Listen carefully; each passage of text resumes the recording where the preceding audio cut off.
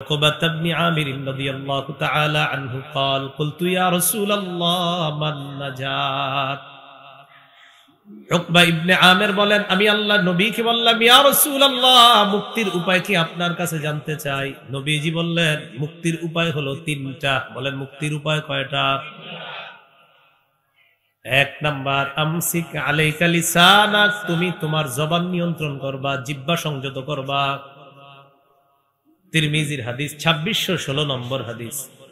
নবীজি বলেন হাল ইয়াকুবুন নাসা ফিন্নারি আলা ওয়ুজুহিহিম আও আলা মানাখিরিহিম ইল্লা হাসাইদু আলসিনাতিহিম।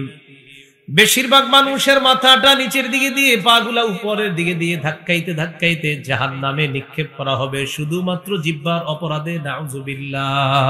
ক্বালা রাসূলুল্লাহ সাল্লাল্লাহু আলাইহি ওয়াসাল্লাম মান ইয়াজমান লি মা বাইনা লাহইহি ওয়া মা বাইনা রিজলাইহি আজমান লাহুল জান্নাহ। কেউ যদি আমাকে দুইটা অঙ্গের নিরাপত্তা দিয়ে দেয়, একটা হলো জবান আর একটা হলো লজ্জাস্থান, কেউ যদি জবানের গুনাহ না করে লজ্জাস্থানের গুনাহ না করে, নবী বলেন আজমান লাহুল জান্নাহ, আমি তাকে জান্নাতে নেওয়ার জিম্মাদার হয়ে যাব। জিহ্বা লজ্জাস্থান। ক্বালা রাসূলুল্লাহ সাল্লাল্লাহু আলাইহি ওয়াসাল্লাম আল মুসলিমু মান সালিমাল মুসলিমুনা মিন লিসানিহি ওয়া ইয়াদিহি।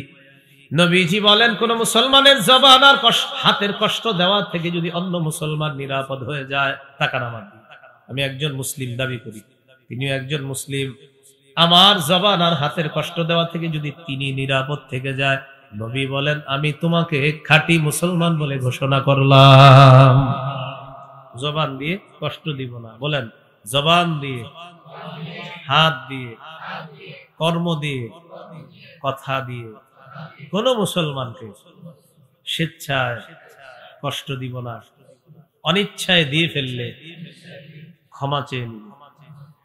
তাহলে ইচ্ছা করে তো দিবই না, অনিচ্ছায় কখনো হয়ে গেলে ক্ষমা চেয়ে নিব। দ্বিতীয় উপায় বললে সাকা বাইতুক, তোমার ঘর যেন তোমার জন্য প্রশস্ত হয়, ঘরে থাকবা। তিন নাম্বার ওয়াবকি আলা খাতিআতিক, তুমি তোমার গুনাহের উপর কান্নাকাটি করবা, গুনাহের ব্যাপারে প্রচুর কান্নাকাটি করবা। এই তিনটা। তাহলে জবান নিয়ন্ত্রণ, আর অফিস আদালত ব্যবসা বাণিজ্যতে আসি আলহামদুলিল্লাহ, কাজ শেষ বাসা, নামাজের আজান দিছে মসজিদ, নামাজ শেষ, দুনিয়াবি কোনো কাজে মশগুল হব না, তাড়াতাড়ি বাসায় চলে যাব। বলেন ইনশাআল্লাহ। এইভাবে জীবনটা 1 মাস চালায় দেখেন, দেখবেন কত আনন্দের, কত সুন্দর, কত সুন্নতি জীবন, অসাধারণ এক ভালো লাগা মনের ভিতরে কাজ করবে। আগে বলতেন হুজুর হতাশা পেরেশানিতে আছি, আপনার পেরেশানি কোন দিক দিয়ে চলে যাবে নিজেও বুঝতে পারবেন।